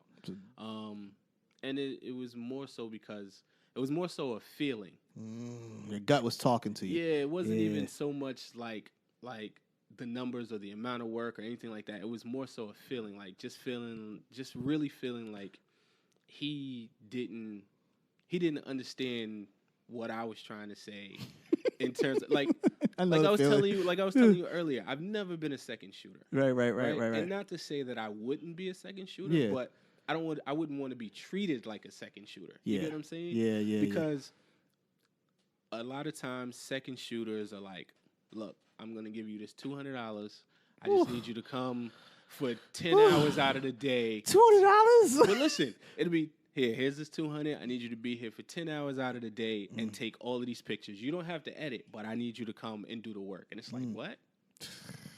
I can't believe you're getting paid almost $1,500 to $1,600, maybe more than that in some cases, and you're telling me I gotta be a 200. You gonna pay me $200, bro? But you made $1,500. Like, you still want me to be there the same amount of time? Yeah, that's crazy. You get what I'm saying? And so at least pay me $5 and call stiffs, man. Shit. That was my thing. Like that was the feeling that I was getting. Was like, I get it. Like you are the CEO. Of your company. I'm the CEO of mine. Right. Understand that. Yeah. You know what I'm saying? Understand that. Please. Yeah. Don't get it twisted. And the other thing is, and this is going to sound really, really vain, and I'm not this person, but I'm a doper photographer than you are. Talk that shit, damn it. Fuck that. Talk that shit. I'm super humble. And I really understand that there are people out there that are way better than I am. Like, I have no problem with that. But come on, bro. Like, you going to try to downplay me, but then I'm nicer than you are in that sense. Like, I don't. You gotta think about it in terms of what people think. Sometimes people want to put you underneath their thumb because you're nicer than them. They don't want you to shine. You know what I mean? I got caught on that long time ago, even before I ever got into photography. Just about with working with artists, as you well know, with dub work and everything. I saw how people would try to keep him out of the place because they didn't want him to shine over them. So they'd be like, "Oh, come on, bro, come rock with us." Nah, he's good on his own. And I think that a lot of photographers are similar to artists. We're similar to what they're trying to do because we're putting out our work just like they're putting out their work, right? So why would we want to go into a collective that's not helping me and it's not helping me shine? And you're pushing me into a corner because you're giving me this X amount of money when you know I'm better than that. But think about it like this. Anything that I do from this point on, right? Or even from before this point on, is a partnership. Yeah. It's not you're the boss and I'm the worker guy. I've been doing, now, mind you, I haven't been doing this for 20 years, 30 years, like a lot of other photographers that I know. You know what I'm saying? But I've been doing this long enough to be able to say, look, this is now a partnership. We can go get money together. There's money to get. I'm on the third floor with you. I'm not on the bottom floor. Exactly. You know what I mean? Please don't make it seem like, again, I've never been a second shooter. Yeah. And that's not really my goal. Right. Even if I am a second shooter for another photographer, please, again, don't ever treat me like a second shooter. Right. And that's dope that you came up on that. You know what I mean? But that comes from like where you grew up at. Yeah, that's You came from Inglewood. Yeah. And That's where I'm at. your childhood, like, you have. Did you grow with both your parents? No. No. Just my mom. Just Single your mom. parent, 3 kids, did a thing. Everybody's doing great. You know what I'm saying? Was the ability having you have 3? Are you the oldest sibling? No, youngest. Youngest sibling. So you had 2 older brothers or 2 older sisters? So I have an older brother and an older sister. Yeah. Were they the like? How was your age separation? My sister and I are 4 years apart. My brother and my sister are 8 years apart, and he and I are 12 years apart. Wow. Yeah. Wow. Were you like the typical little brother? Like, I want to go everywhere you guys are going. Well, no. My brother, he had to take us everywhere because my mother always worked. Correct. So honestly, she's I understand like, that. yeah. So she's like, listen, you need to take your brother and sister everywhere. And then my brother ends up moving out. I think he might have been like 17, something like that. He ends up moving out because, he's getting money. It's, early 90s. You know what I'm saying? So, those who don't know, if you weren't there, then you don't know. Yeah. So he's, out there doing his thing, getting money. And so he moves out, and then it's, me, my sister, and my brother. Right. And that's kind of, that's how me and my sister, even though we fought like cats and dogs, man. Like, she and I are really, really, really close, and that's how that happened because, she had to take care of me from that point on because Mom still had to work. Obviously. Somebody got to pay the bills. Yeah, exactly. Yeah. So, were you always like, were you always competing to make sure that you were taking care of business and you were you surrounded by a lot of competitive people? No, but I was surrounded by a lot of hardworking people and people who, who taught me how important it was to work hard. Yeah. I owe a lot of that to, Ron, but his father, my Uncle Ronnie, who's also my godfather, like he was my father. Okay. You know what I'm saying? So he instilled that in all of us. Right. Every Saturday morning we were, I grew up in Parkview. They were anywhere that they were before they moved on to Franklin and Inglewood. Right. He would always have us Saturday mornings doing something. Get up and some get leaves, cleaning this, building this thing. Right. Like he would always have us doing something. And that was his way of making sure that we understood that we had to work hard. Yeah. So that's where I get a lot of my work ethic from now. Like, even now, my wife would be like, yo, you need to sit down. Yeah. And I'm like, if I sit down, I miss out on a lot. That's that balance, man. That's that balance. As freelancers, it's hard to find that some days. Listen, this is the thing. Being an entrepreneur, doing, it's a 24-hour job. When you are working a 9 to 5, that's it. You go for your 8, 9 hours, whatever it is, you come home, that's it. When you are an entrepreneur, it is 24 hours a day. You might get to sleep once or twice. But for the most part, a good night's sleep is not even going to really happen for you because your mind is still going. And it's hard to shut that sucker off. All the time. You're thinking to yourself, like, all right, maybe if I post this, put this on Craigslist, maybe if I go to Upwork, there might be some jobs on Upwork. Let me go take a look at this. And you're like, wait a minute. Hold on. Even on those days when you're able to just sit down, like you're still thinking like, yo, I know that there's something that I should be doing. Listen, the Giants game comes out at 4:30 today. I have to make that, right? My girl is home right now. She's in the crib. She's like, are you coming home, right? And I'm like, yes. I'm not gonna go somewhere and shoot again. I'm gonna come home. Right. Listen. That's I had to prioritize certain things because now I realized like I wasn't prioritizing. It would be because I would go out, deliver for Amazon, run, go do a shoot, come home, edit that, try to get the turnaround time as much as possible, quick as possible, because that's my one thing that I have over the next photographer is I have good turnaround time. Me as well. You know what I mean? And that if I get you photos back in 72 hours and those shits are fire, that's my one thing. So I'm working my ass off. But you know what though? That'll spoil people. Yeah. And I've had people tell me like, yo, like that have worked with other photographers and they're like, yo, you spoiled me. Like I'm so used to getting my pictures back. Because again, I'll come home from whatever it is. Yeah, you I'll told me sit that. down, Yeah, I'll yeah. upload them, and then I'll go through them. And then I'm Yeah. like, all right, well, let me throw a little quick edit on here Mhm. just to see what it's going to look like, right? And then I end up editing the shots. Lord Jesus. And then it's I like, thought I was the only one who does that shit. That's it's why like- I stopped. That's what I told you off mic. I told you I stopped doing that shit because it was like I get lost, and then all of a sudden, 3 hours pass by, and it's like 3 o'clock in the morning. I should have been asleep. I know I got to get up in the morning. I got business. I've also edited all the pictures, and I can hit the people next day because I don't like sitting on pictures. Like that's my thing. I hate having that looming over me where it's like, yo, you have to do this work, because I know that at any given moment something else can pop up that I have to do. Yeah. And now I have all these things on my plate where I'm trying to. Now Plus, you're a dad and a husband. Exactly. So it's a little different for a guy like me who lives alone. I don't have any kids, right?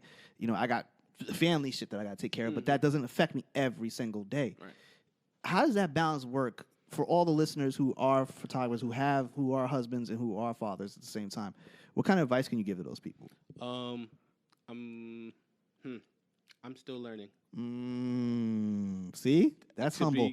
That's humble. And again, you know, I know that I've mentioned this man a million times, but he's honestly been a really great influence on me, and so I have to give him his flowers. Jamal. Okay. Husband. Yeah, father. He has 3 kids. I have 1. He has 3.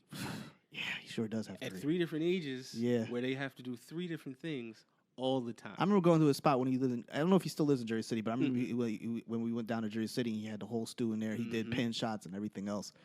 And I just looked at him like, he's really like a really, really like dope dude. Like he does a lot. Like he does a lot, and he doesn't even act like he does a lot. So I get it. That's why, again, like that's why I really, you know, appreciate him as a person and as someone who has influenced me, because you know he is really good at balancing and saying no, which is one thing that you really have to learn. Like he's really good at saying, you know what, I'm not going to be able to do that because this is way more important. He can walk away from things, and I never saw that. Like even back then, he used to walk away things, and I'd be like, yeah, and that's something that I'm learning to be like, nah, you know, I can't do that at this time, or it's got to be between this time, because from this time to this time, like right now, you know, my wife, she works from home on Mondays and Fridays. So that means that my daughter is home on Mondays and Fridays. So Mondays and Fridays, I'm not doing anything. I'm with my daughter on Mondays and Fridays. Because she's not in school, daycare super expensive. So that's another whole other conversation. So you do a shoot Sunday, that person's getting the pictures Tuesday or Wednesday. Exactly. Yeah, I dig it. That's how I feel about it. I mean, unless I sit down on a Sunday where, you know, maybe they're not home or something like that, and I'm in here and I'll sit down and I'll upload them and be like, all right, it's not a lot of pictures. Let me just go through and do some editing. But if not, then Tuesday. Tuesday is when I start back up. That's how I feel about myself too, because I try to give myself enough space. So I'm a 7:30 in the morning guy. Wake up, and then I'm either going to go work out or it's on a computer, and I'm in there. Boom, boom, boom, boom. Knock out these suckers. Because I'm the type of person so I'm like a producer in the studio. I need candlelights and music playing, and I'm good. Then you'll get your magic. Yeah, if I don't got that kind of vibe, and my boys at the studio, I was working out. Shout out to Strange Moon. We still out here, but now we're going through a little transitional page. I was working out of there. And they used to be like, why don't you come to the studio? Why don't you come to the studio? And I'm like, because I need this to zone out. Right. And I can't always be like, people don't really get that. When you're creating something, you need a proper place. You need to be comfortable. In a specific, because you get into a zone, and once you're in that zone, you don't want to break out of that. Yeah. Because like even little things like, oh man, I'm hungry. The fridge needs to be right there. Yo, I should eat, but these pictures are coming out really dope, and I don't want to stop this right now. You know what I found myself doing? I found that like really healthy organic salsa and chips is what I eat, and that's what I kind of like. That's kind of like my thing to eat in a big bottle of water, and I will knock out 60 shots of dope shit very quickly in that moment. But it's almost like I have to find that equilibrium. Right. Like I need that pace. Like I need to have Sade playing in the background and I'm good, or something, just something that's soothing. Like like I just need something that's gonna vibe me out, because it's like that. Like you said, like you being home on a Monday, you got your daughter here, you got your wife here, you got no time because your daughter's gonna want daddy time. Like, and even when she takes a nap, it's not really a nap. no, Yeah, you're on pins and needles the whole time. Like, when she wakes up, it's on. Did she move? She moved. She about to. You got a little PTSD. Oh shit. Okay. No, she's good. Yeah, that's ill that you said it because I don't see that. Like, I don't. I guess I need to talk to my own brethren a little bit better. But I like a lot of people. They don't talk about that. You know what I mean? That having that balance of being in that situation, you're developing. You developed your own style and stuff, and you've built this. How has it been? How do you feel about Instagram as a photographer? Not as Geoff, but as a photographer. How do you feel about it?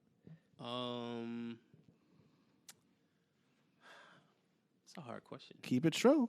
It's a hard question. I feel like Instagram can be super deceiving. I honestly don't like it, but it's only because it's created such a world for people to like such a false world for people to just get lost in. Right. You know what I'm saying? If I to be completely honest, if I didn't have to use it for photography, I probably wouldn't be on it. That's the God honest truth. Yeah, like if I didn't have to. Now, granted, I have my website. People don't do websites too much anymore. Yeah. You know what I'm saying? Like I have both websites. I have my personal one and then I have the wedding one. I'm struggling to get mine up right now because it's like I get so many shots. Like, how do I critique this? How do I get this right? And then it's like, are people even going to pay attention? Because I've been out with a website and I've gotten most of my gigs just off DMs and people saying, and I'm like, what's the point of this? Exactly. DMs and emails. Yeah. And so it's like, but again, like, let me not knock social media because it definitely does help a lot. Right. A lot because so many people are on it. You know what I'm saying? And you'll get those people who don't go and look at your website, but will look at your whole catalog on Instagram and be like, I love how you shot that. And booked. I need you. Exactly. Yeah. So on the one hand, as the photographer, it's cool, but it creates a lot of false narratives. Yes. Do you think there's a lot of like Instagram photographers who are really just doing it for the gram? They're not doing it for shit else. Yeah, but I mean, that's for any business, I think. Exactly. Think about it like hip hop. Yeah. You know what I'm saying? Like you have to be able to adapt to the new sound. And that's the same thing with photographers. You have to be able to adapt to the new style. Like I was saying with people who shoot on iPhones. Like you said, it was when you first hear that or see that, you're like, but you want to iPhoneography is a real thing? Yeah. And now it is. And people, no, but it really, really is. Where went and did an event last week in Brooklyn, right? And so I'm driving down. I don't even remember what block it was, but there was a guy outside with an iPhone on a stand, like not even in his hand. Like he literally had an iPhone on a stand with a little lens, clip-on lens. Yeah. They have those. And he's taking pictures of two kids, but it's like a style shoot. It's not like you're just taking pictures of your kids and you happen to have an iPhone stand. Like it was a styled shoot. There was a stylist out there. Like it was, and he was on his iPhone. That's crazy. I wanted to stop and like get his information to see what the pictures would look like afterwards, but I was a little late. But I'm like, that's really a thing. Like iPhoneography and people shooting on their iPhones is really a thing, and that's something that you just have to adapt to because you're like, yo, I just went and spent X, Y, and Z on this camera and this lens. Yes. You know what I'm saying? Yes. And so, like, I feel like that should be respected way more than this guy who just go and gets the iPhone 11 that, you can do portrait mode and blur out the background Don't get me started on that. Add a little bit of, a little edit to it. It and now looks it's the best picture in the I'm world. sorry. I know. It looks so fake, bro. I don't like it. I hate it. It's because I know what a 50 mil does. I know what an 85 does. Yeah. You know what I mean? It's but again, hard. That's us having the trained eye of knowing that. There are people who are just like, oh, that's a really nice picture. Yeah. That's what I want. Yeah. You know what I'm saying? There are people who just, all they want is nice pictures that are clean and clear. I get it. Yeah. You know what it is? It's just that once you've ripped off the curtain and you see the truth behind the things, you're just like, come on, man. Like, this stuff is just to get you guys to get into it. But you know what it has done? It has helped photography as a business and as being a respected thing more so. Yeah. Because people have been able to really see the value in what we do. Sometimes. Yeah, some people think you just take a bunch of photos and then send it to them. Like, no, it takes time to edit all these photos and get these looks correct. Right. Unless you don't want me to edit it, but then don't post it. Don't put my name on it. Yeah. Please, when people ask for the raws, I don't do that anymore. Now I'm finally somebody who's on my side because I'm done. Anymore. I'm about finished giving the raws. There's gonna be no more raws. Nah, you just tell people, look, I honestly do not give people the raw files anymore, because I've had too many instances of people, me sending out all the raw files and then they'll put those up even though I've given them edited files. Yeah. And so, granted, it doesn't really matter to me in a sense where it's like a picture. It's my picture, it's a picture, whatever. But I would rather show the best aspect of my work. Yes. And you've just messed that up for me because a potential client could have gone to your page to see it and be like, wow, this is the type of picture that he takes. Never mind. You know what I'm saying? I told so I really I stopped giving people, or if I do give raw files now, I just make the file super, super small so it's not high res at all. Exactly. And then I put a really big watermark over the front of it. How important is Photoshop to you, speaking of watermarks and everything? Because I know most of us, we all use Lightroom or Capture. Some people, I've never used Capture One. I use Capture One. You do use Capture One? Once or twice. I've never really gotten into it. Yeah. I've never met a photographer who actually fully uses it, but I'm sure there's people who have full on studios who probably use it all the time. I've worked with a couple of photographers that full on use it because they're using like the Phase 1 cameras and stuff. And I've never held one of those. You ever held one? That is an amazing camera, and it takes amazing shots. And you see every single pore and every single crevice. Yeah, I've heard that before, fam. I've heard that before. Those cameras are great. So it's Photoshop. Here's the thing, and this is gonna be really, really weird, but I started out doing graphic design, right? Computers, graphic design. Okay. So you're creative off the rip. You were being creative. Yeah, I learned Photoshop to do graphic design, even though it's not built for graphic design, right? That was my main reason for learning Photoshop. Right. I never use Photoshop to edit pictures, really. Word? If it's little stuff, like if I need the retouching thing.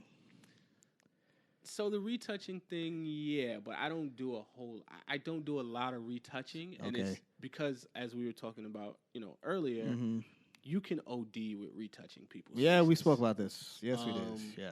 And so I don't want to. I do I do frequency separation just to make sure, to get the skin tone right. Yeah. And then get rid of I learned this from I don't even remember who the photographer was, but he was like, if there's something on a person's face that's going to be there the next day, I'm not getting rid of it. Yeah, that's exactly how I feel. You know exactly how I feel. If it's something that you've had for the last 3 years, I'm not getting rid of that for you. But if it's bumps that are really obtrusive and stuff like that, then stuff like that I'll get rid of. Yeah. But I try not to use Photoshop too much for that because I don't want to OD. Like I told you off mic about the clarity bar. And the clarity texture, and I don't know. So I didn't know the difference between the balancing of that at all. So I was always like clarity bar up because I wanted to look different than an iPhone picture or Samsung or whatever. And then you can get confused with the clarity bar because you're like, oh, this photo's a little blurry. Let me pull up the clarity bar and then it'll clear the whole picture. Yes, Lord. I hate that because, and I've seen that with a lot of photographers. And that's another thing that I don't like. Like I've seen that with photographers where their pictures would be super sharp, super clear, but to the point where it just looks really weird. Yeah. And then they'll get a whole lot of praise, and I'm like, yo, that's really just overdone. What do you mean? I learned.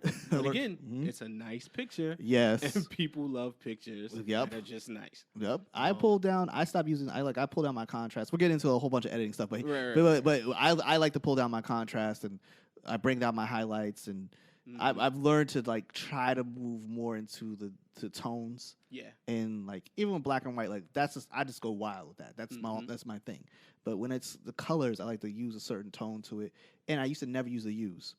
And I started to learn how to do that. that helped immensely because then my pictures begin to enhance. Mm-hmm. And I'd be shook, like super shook that my pictures are not going to reach what everybody wants to see. But then people started liking them. Mm-hmm. Did you ever feel the pressure to go into a certain genre? Yeah, but that's just because, when you're a photographer, people ask you, "Oh, can you do this or can you do that or can you?" And you're like, "Yeah," because you don't want to miss the opportunity. Mm-hmm.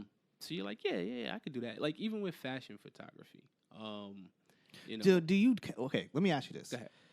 Most photographers, I always believe you should. I firmly believe in life the power of three, the number three. Okay. So everything has to be in threes, like the pyramid. Okay. Everything has to be in threes. So most photographers have three, maybe one or two disciplines that they're highly equipped for. Like that's what they do. Okay. So what would you say? Do you have three, or do you really think you're like in the like you're really just wedding and so on and so forth? What do you think your three disciplines really are? I would say wedding, studio, portraiture. And I say portraiture because people will be like, "Oh, well, you're in the studio, you take portraits." That's not how that goes. No. It's not how that goes. Doesn't work like that. It sounds different. simple. It sounds the same. Yeah. It's completely different. So I would say wedding, studio, and portraiture would be my three that I've like really honed in on. That's good. That's good. In that what do you think has been the most lucrative for you? Of course, the weddings. I would think weddings. Even though you probably do more studio work that's way more frequent. Yes, absolutely. But of course, with weddings, it's just larger numbers. Yeah. With studio work, it's a gradual build. Mm-hmm. But it helps because you'll randomly get somebody to hit you and be like, "Oh, I need to shoot." Some headshots next week. And you're like, man, that is great. Getting a corporate headshots. How do you have you ever had a big corporate contract with headshots? I have 3 actual corporate companies that I do headshots for at least 3 times a year. I have one that I do all of their all their new hires anytime they have a new hire conference or anything like that. So that's usually like 4 or 5 times a year. That's not a joke. I have another one who I do their headshots maybe twice a year, and then I just acquired another one where I've done like a couple of their employees, but I'm trying to get like everybody. You know what I'm saying? How do those shoots go? Because headshots are different. They're pretty cool. I mean, the thing about headshots that's really weird is they don't take as long as a normal shoot. Mm-hmm. So you kind of feel weird charging what you charge for that, right? But then you realize, like, and this is one thing, this is what I live by, is like the amount of work doesn't change. The amount of work doesn't change that you have to put into, whether I'm shooting somebody in the studio and we've done an hour shoot and I have to edit these pictures, or I'm doing a half an hour shoot with, or let's say I do a corporate client and I'm there for 3 hours out of the day because people, their schedule. Right. People are coming in and out, and I'm shooting you, but it's literally. So you always go flat minutes. rate then. It's just a flat rate. No. I usually still do per person, but I just lower my number. I got you. I got you. But even with that, it's like you're only choosing one shot, but I still have a lot of work to do on that one shot. Yeah. You know what I'm saying? I actually have more work to do on that one shot than I do on these studio shoots because I'm not as close. Mm-hmm. Like in studio, I'm not as close. I'm not right up on somebody's face where you can see, and then they're smiling. So you gotta fix teeth. You gotta fix everything. That shit is no joke. Yeah, man. yeah. So I mean, that's my main thing. Is like the amount of work doesn't change regardless of what it is that I'm doing. Got you. So I still need to be able to be paid for the work that I do. What kind of lens do you use for that? I just got a 35, Tamron 35 1.84, one of the two. It's in that bag. That I mainly use for that, and that's a super sharp lens. I kind of want to get into the Sigma art joints, but they're it's a price for it. What? That price of entry is ridiculous. Okay, What? We're talking for those of you who are listening who don't know what we're talking about. Let's just put it this way: that's like 3 car payments for whatever you want. I don't understand the pricing of lenses. I get it, glass is really, really sharp and clean, blah blah blah. But come on, the hell, like they're OD with this pricing. They're moving into now with the not the DSLRs. mirrorless cameras. I was talking to my boy the other day. I was like, I'm never probably gonna give up DSLR. That's always gonna be the main thing, and the backup might be a mirrorless camera. But I'm probably sticking with it because I did look at the Nikon, the Z6, for a while. I was staring at it like, Z6, but then I couldn't do like we had spoke about not having the 2 SD cards in the slots and not having that ability to have the redundancy. I just can't.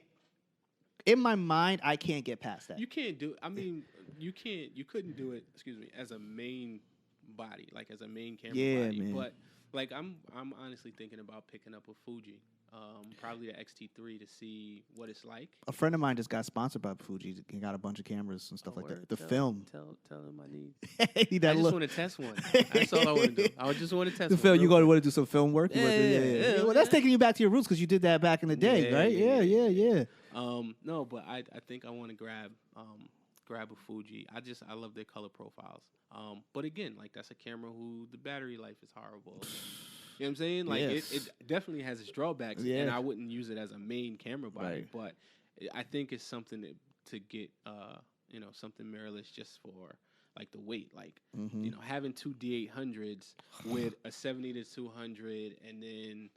So I usually shoot a 70-200 and a 35. You're dual camera shooter. Yeah. So having that on a camera strap on my back for 10 hours of the day. What lenses you got? What, a 70-200 on one usually have a 70-200 on one and 35 on the other. I use the 35 because it's really good for like ring shots and detail shots and stuff like that. Yeah. So walking around with that for 10 hours out the day, it's not fun at all. And that's the good thing about mirrorless cameras is that they're so lightweight. And that's why people kind of want to transition into that. But like you said, it has those drawbacks. Yeah. And, you get those hype beasts that are just like, I don't even care about that stuff. I always say I love Sony's, but the problem with Sony's is the color. The color science is just not there. I mean, Canon has the best. Nikon has the second best, but Nikon sometimes has colors that are just way better than everybody else's sometimes. It depends on the lens. Like I'm a prime shooter, so all my stuff is 50s, 35s, and 85s. That's it. I don't use anything else. It's those three lenses. You have the Nikkor, the 85? Yeah. You spend some bread. No. It's the 1.8, not the 1.4, not the 1.4. Okay, I was about to say, boy, no. That is, because I want to get rid of. So I have a 17-70, but it's a 2.8 to 4, and that's a good wide lens. That's great for commercial work. We have to talk off camera. Off mic. We'll talk about it. We'll talk about that. Woo. No. I love that lens. It's got me out of a lot of jams. But I kind of want to put my 70-200 down and pick up an 85 and see how that works. Yeah. Because I feel like that's going to be a lot more helpful for me, and again, less weight. Yeah. But I can't. That 85 before is the beast of all beasts in it. And for all you don't know, this is like the premier portrait lens, right? For an outdoor, indoor, whatever. When you shoot, this is just the compression, and it's never drops below $600. And if you get it at $600, it's probably a used one that's pretty fucked up. Yeah, because they usually start at like $800. Yeah, I just want to catch one of the guys who just doesn't want it anymore. You know what I'm saying? Or offer up or something and just be like, I'll take that for $4. I want the G2 Tamron 24-70 for event work because I love doing events. I'm probably not gonna do a festival because I'm not down with the porta potty life, but but I love going to Christmas and doing all these events and shit like that. Shit is dope. I enjoy that. That's the first big shoot I ever did was my grandmother's 70th birthday. And that's what really got me there. I didn't know nothing about lighting. We're all light skinned, so the lighting was dim. Yeah, we're all gold. You're good. But I eventually learned how to turn down the tone. The temperature button at the top. But anyway, we'll talk about that another day. No, but you know what? That's good that you actually, really like getting into events and stuff. Because like we were talking about off mic before, it takes a lot to have to walk up to a person, even though that was a family event. And so it's nothing to do that. They come to you. You're right. Like, oh, okay. But to be able to walk up to a stranger and be like, I want to take your picture, or just stand there and hope that you catch that eye, and then you're like, oh, you pick up your camera and you're like, see, I got a camera. You want to take a picture, and like without really saying anything, and then it's like, oh yeah, I'll take it. That takes a lot, and like I was telling you before, like when I first got into it, cousin Ron threw me into one of his parties, and that shout out to cousin Ron. Right. Yeah, man. And that's me, going into now, mind you, I know a lot of the people that are there. Right. But still, you also have those people that you've never seen before, never met, and but you want to get pictures of the party. Right. You know what I'm saying? So, I think that's also a good thing to jump into because it helps you with your comfort level with talking to strangers. It gives you a little bit more confidence because then you go from that to I went from that to doing, Powerhouse and Summer Jam and stuff like that. And that's people you've never seen before. You know what I'm saying? But then it's people you've never seen before, and then there's artists, celebrities. And you're the camera guy, and you're like, I need to get this picture of this celebrity, but I don't want them to try to play me, but you still have to have that confidence to be like, yo, can I take your picture? Right.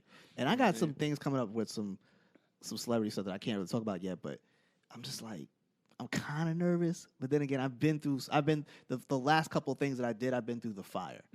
So you know what I mean? Like I don't care anymore. I'm like, yo, I'm in here. I'm going to knock this shit out. Yeah. That's how you got to be. That's what you have to do. You have to get to that point. And that's why I'm like, in my mind, I'm like, I want to rent the 24-70 for that in G2 and see what I can do. Probably go to borrow lenses, probably get some shit like that. Yeah. Because I want that lens because it just, when you're a prime shooter, like I have my prime sit on my side.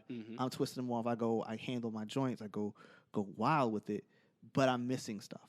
Right. And even when I did my last club event, I dropped my 50. And it's when you're a photographer, there's two things that scare the shit out of you. God. When your body drops and your lens drops. If your main camera drops, you want to see somebody turn pitch white? Like, dude, like, and it's like dropping your baby. Man. Yeah, I remember I had my, how you hold your flash, you got your flash in your hand, and you got the camera attached to the flash, and all of a sudden the camera goes with the flash still in your hand. Yeah, and you're just like, and I did this in front of new clients because I'm taking test shots at a location, and I was so pissed at myself in the back of my head. I'm like, damn, man, they probably think I'm an amateur at this point. That what, something like that, something small like that. Well, that's big, but like I've had an issue where like my lens hood will fall off of my joint in the middle of like dead silence. And don't get out of that shit. Just don't get out of that shit. This is right there. You really feel small at that point. Like, everybody here thinks that I'm an amateur. Like I can't even keep my lens hood on. This is crazy. That's why it's sitting right there. I don't even bring it with me anymore. Holy shit! Because I can't have that happen. Like that's happened to me like twice, and I'm like, it's never happening again. You learned the second time, like, fuck this shit. Yeah, lens hood stay in. I don't need this shit. We're gonna take this shot without this. Damn it. We'll figure it out later. They're right. In this, you've seen a lot. You've been in this business. What kind of things have you noticed have changed about the photography business since you've been in it? I mean, the main thing that I've noticed is how saturated it's gotten. And, it was pretty saturated before I even jumped in, but because everyone feels like, they can pick up a camera and it's just that simple. I've noticed that that's the one thing that I've noticed. The second thing that I've noticed is that, a lot of people are really just, again, in it for money. And you can't do it. Like, if you don't have a love for photography, you really can't do that. Because, you're gonna make the money that you want to make, whatever. But, you also mess that up for people who really care about the craft. Yeah. Because if a client has a bad experience with one photographer, they might feel like that's the experience they're gonna have with a lot of photographers. Yeah. Like being drunk at somebody's wedding and tearing up the photos. Bad idea, fam. Very bad idea. Yeah. Those are the two like main things that I've noticed. Again, I haven't been in this thing for 20 years. I haven't seen too much change. You get what I'm saying? When I really, really got into it, I started with a DSLR. Like before, when I was doing it in high school, we were using film cameras, Fuji film cameras. Right. Like, where is it? Back there. Mm-hmm. I'll show you. But we were using that, so I can see that change. Yeah. But in terms of when I first started and we're using DSLRs, I haven't seen a whole lot change. A whole lot of change. I've been in it for a couple years now, like not fully immersed, but in there, seeing what's going on, and it's just you got the rise of the hybrid shooter that makes it a little difficult for people who are pure breeds like myself, who just stick to just shooting and I'm not doing the video work because that's just not me. And I was always preached that you got to be good at one thing before you're good at another. Yeah, I mean, there's some people that are they're dope really with it. Have you ever followed Taylor Jackson? Mm-hmm. Dope. Very dope. Very dope. Even people who blew up like Pete McKinnon, he's fire. McKinnon is really fire. Yeah, he really he has a next level kind of ability to do things with it, and I respect that. My thing is like, but don't do it just because you want to make money and you tear up people's videos. But man. then I'm also sure that they put in time to really learn how to, because it's a lot. It's very difficult to switch between both in the middle of whatever it is that you're doing. You know what I'm saying? So I'm sure that they've really put in that time to learn how to do that. Yeah. And people ask me. I actually had somebody ask me the other day, like, why I don't do video, and I'm like, because I don't want to try to learn another craft. And try to split my time between the two. That's exactly my thought process too. I'd rather just work with somebody who already knows what they're doing. This is what they do all day, 24/7, and I don't have to learn, the ins and out of a brand new thing. Right. I have my video dudes. I make a call, they're there. Right. That's it. Exactly. I don't need to be the guy taking money from them, or they need to be the guy taking money from me. When they need a shooter, they call me. Right. That's it. That's how we work. And I think that's the good balance that we can have in this business of creating content. Yeah. Have you ever been approached to be on retainer for companies? Yeah. How do you work out your contracts? Most of the time, I try to just. The best thing that I can say that I do is just make sure that whatever it is that they're asking me to do, because again, like pricing is always weird for me, because I love doing it. So and again, you don't want to miss out on the business. So on one hand, you're like, oh, well, let me make this price sound really, really good so that I get this business. Right. But then they're like, oh, that's great. This other guy was charging me this astronomical number, which they probably would have paid had they not found me. You get what I'm saying? So on the one hand, you kind of kill yourself in that sense where you're like, I don't want to overcharge. Right. But I also don't know what that number is. Like, I don't know what that sweet spot is. Have you ever come at a client and say straight up and down, yo, what's your budget? Yeah. You hit it with the what's your budget? But see, with wedding clients, you kind of have to do that because, you'll get those people that are like, I was looking at this other photography company and they're charging this amount for these two shooters and blah, blah, blah. And that seems a little excessive. And in your mind, you're like, but you're asking for two photographers. And it's not that bad of a number. It's a little high, but it's not that bad of a number. So then in that sense, you have to ask, what's your budget? Right. I've been approached by, companies that want me to do campaigns shoots for them. And so they're like, okay, I want you to do a campaign shoot. I need you to find the stylist. I need you to find the model. I need you to find the makeup artist. I need you to find the hair person. Great. I have all of those people that I can call right now. Right. What is your budget? Because I wish I could see his face right now. He hits you with the heavier. What's your budget, buddy? Because I can get you the person that you know what I mean? Well, up here, and then I can get you the person down here. Yep. You know what I mean? It's really up to you on what you want to spend to make this look how you want it to look. So you have to ask that question to some people. I recently got asked to do a wedding, and I never done a wedding before. Okay. It was 50 people. See, that's nice. Like 50 people, right? And it was going to be one-shot deal kind of space and everything else, right? It was going to be an all-day thing. So I didn't know what the price to be. Okay. So I thought, I didn't ask her, and I hit her with I'm like, it's probably gonna be because I'm gonna be there all day long, and I don't really. It's my first wedding. I'm probably gonna go like $1,600. Okay. All day in terms of how many hours? Probably from like 9 to all the way to the end of the day. No, 12. no. It's gonna be like all the way late, and I'm like, because they want me to shoot the reception and the wedding. My man, So she came up. she came up. She came all the way up. Now I didn't take the wedding because I asked her for $1,600, and she wouldn't take. She didn't take the deal. Get out of here. I asked $1,600, fam. I said $1,600. She was like, "That's not what we're looking for as far as price goes." I'm like, what? But that was cheap. Time out.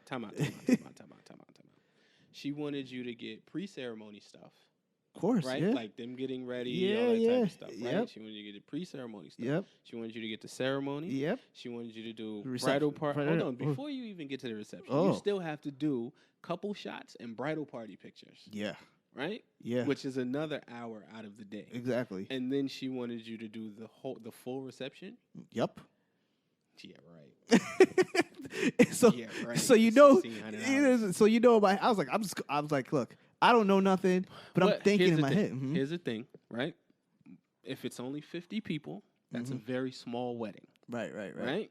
It's a very small. That's a very small, intimate wedding. So I can understand her thinking of, I'm not even spending a whole lot of money on my regular wedding. I'm not going to spend a whole lot of money on a photographer. I get that. That's the type of person that just wants nice pictures.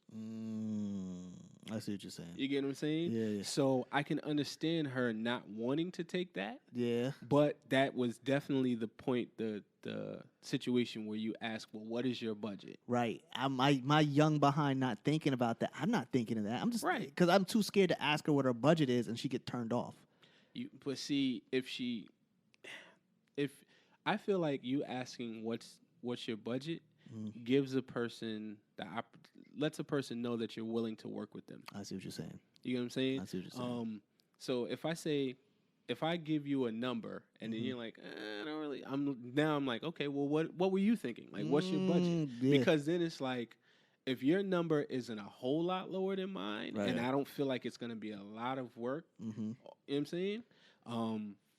Then I'm like, all right, well, maybe that can work. Like, my price really varies a lot of times depending on the person, right? Depending on the vibe that I get from a person. Like, there's been times where I've had, like with the wedding website, you go to the website, the pricing is there, right? But, at the same time, like, we'll still kind of work with people because we understand, like, I'm married, Jamal is married. We know how much people can spend on weddings. Yeah, I would think so. we know how much people can spend on videography and photography. Like, we get that. So that's the reason why our pricing is the way that it is, because we don't want you to feel like, but you have experience pricing. Yeah. Yes. From both sides. From both sides. But at the same time, again, we're still nowhere near the industry standard of pricing for weddings. And so I think that, when you ask somebody, what's your budget? It's like, okay, let's kind of work and work this out and figure out what you were thinking. Right. Because then that also gives you the opportunity to be like, yeah, that's not going to work for me either. Like, then people have to understand the amount of work that you're about to put in. Because if she wanted you there from 9 a.m, getting ready shots, and then you were supposed to be there till the end of the reception, which is usually 10, 11 o'clock. Big facts. Come on, that's a 12-hour day, 13-hour day, and you want me to do that? I'm giving you a love price for $1,600. You know what I'm saying? And I think because I told her up front, I was like, I never shot a wedding before, so I never expect to get a wedding. I'm always expecting to be somebody's going to call me to be a secondary shooter. No big deal. I'm not worried about it. That's not my thing anyway. Right. You know what I mean? So she's gonna do that, and I guess I did. I was so scared. I guess I got to get over that. That's the fear I have. It was like losing a client because I wanted to go. I thought she was going to counter, and when she didn't counter, I was like, "Oh, okay." But this is the thing. You also don't even want her to counter on a day like that. I see what you're saying. Like on a day where it's literally like, because a 13-hour day, you're on your feet. Like, it's not like you're like, oh, well, let me sit down and relax for a second, and then I can get up and take some pictures and then sit down. No, you're on your feet all day, moving around all day. the legs, B. I understand. I get that. Bro, you gotta get comfortable shoes. That's very important. I got like 4 pairs of like really comfortable, not even name brand shoes that are just super comfortable because I know I'm gonna be on my feet. Word. I feel you. I feel you. If I could just be in black shoes and a pair of New Balances every time I shoot, people be like, "What?" I'm in like whenever I shoot, I'm always in some Adidas boots or some shit. You can have on a full suit. I'm still gonna have on these comfortable Air Maxes. Big facts. I had these thick loafers on the last time I did a Sweet 16. I was moving in that sucker. I was like, nah, man, I'm gonna be comfortable. I don't give a damn. Because so do you like do it? You said you like doing events, like mostly events. The events are good because what makes you love that? See how I just turned that around? He sure did. It's the ability to capture the moment. Right. Because for me, the moment is the key. Because they're never gonna get that back. Like this past Christmas, I did one book for my grandmother, and I did a book for my girlfriend's family of collections of pictures that I took over time, and I put them all together, and I gave it to them as Christmas gifts because I ain't got that kind of bread to give them what I really want to give. You can always, listen, as a photographer, you can always do prints, you can always do books, you can always win with those memories. We're on budgets. Let's send them all these memories that we got, please. Exactly. And I gave them all this stuff, and I never seen the reactions like that. They start instantly crying. And for me, that confirmed that this is what you're supposed to be doing. That was God's work for me right there. And I'm not the biggest religious person, but when it comes down to certain things, I know that there's a higher power working in my favor. So giving them that kind of stuff right there woke me up to what I really love to do. Like events are what I really love to do. I just don't know if I can translate that into weddings yet. I could be like, doing like receptions and stuff like that. But creatively, it's street photography for me. Right. The good thing about I always look at the reception as an event. I see what you're saying. Right? Because the reception, everybody's loose, it's partying, it's dancing, so now you're just capturing people. Yes. Right? And the elements. It's not as much pressure as making sure you get the ring, making sure you get the kiss, right, making sure you get the dad walking the bride down the aisle, like making sure you get those key shots. It's not as much pressure when you're at the reception. When you're at the reception, everybody's chilling, everybody's drinking, eating, dancing. So it's like now you're moving around the room. I'm in my vibe at that point. I'm in the vibe. Moving around the room as if it's a regular event. Right. So the reception, I think that you will be perfectly fine with. Yeah. Like I said, and that was my main thing about shooting weddings too, was the amount of pressure it is that you're capturing someone's very big day, and you need to make sure you get all of those key moments. Like you have to. Yeah. Because I've never had anyone ask me, and this is one thing that I kind of wanted to make sure. Like I wanted to make sure I always did this. I've never had somebody ask me, "Oh, did you get?" You get what I'm saying? Did you get that picture of? No. That is another reason why I take a million shots. Is because I'll sit there and get the bouquet or something like that. And I've had people ask me like, "Yo, why are you taking 10 shots of the bouquet?" And it's like, well, I'm taking 10 shots because I'm taking it at different angles. I'm focusing on a different part of the That's bouquet. a form of redundancy that you're taking those right. shots. Yeah, you know what I'm saying? And so, but because when I go back and I look at those 10 shots, this shot might speak to me a little bit more than this shot. Word. And that's the money shot. Like that's the key shot. And that's the shot that I know that when the bride sees it, she's gonna absolutely love that specific one. I dig that, man. And that's like that was the thing I had to get over with weddings. Was like I used to not even want to shoot the bride. Like when we went and did like the pre-ceremony stuff, I wouldn't want to shoot the bride. Like I'd be like, "Yo, Mo, you got the bride today?" I go, because like again, fellas, we don't really care. Like, listen, my shoes are right there. Get these details. Make sure you get my cufflinks. Just get me and the fellas just chilling. Yeah. You know what I'm saying? The bride is different. You go in there and it's like, yo, make sure you get the makeup. Make sure. Do you show the raws through the viewfinder to them or not? No. Every now and then I might be like, like if depending on how the room is, like this last wedding that we did, the room was really cool. Like everybody in the room was cool. Everybody, I love when people love smiling. I see what you're saying. You know what I'm saying? So everybody in the room was really cool, and then the makeup artist was super dope. Okay. So like I was taking the shots, and I was like, yo, like I don't even have to do a lot to these. So you know, I would show the bride like, yo, look. That oh my God, this looks so great. Right. Yeah, your makeup artist is the beast. You know what I'm saying? She's the one got you looking this good. Because otherwise, you're kind of shit. Yeah, but it's like, you know, I typically don't do that. But if I get a shot that I know is going to get a crazy reaction, I'll be like, yeah, look at that joint. Just so that they know how the day is going. Right. That reassurance is big.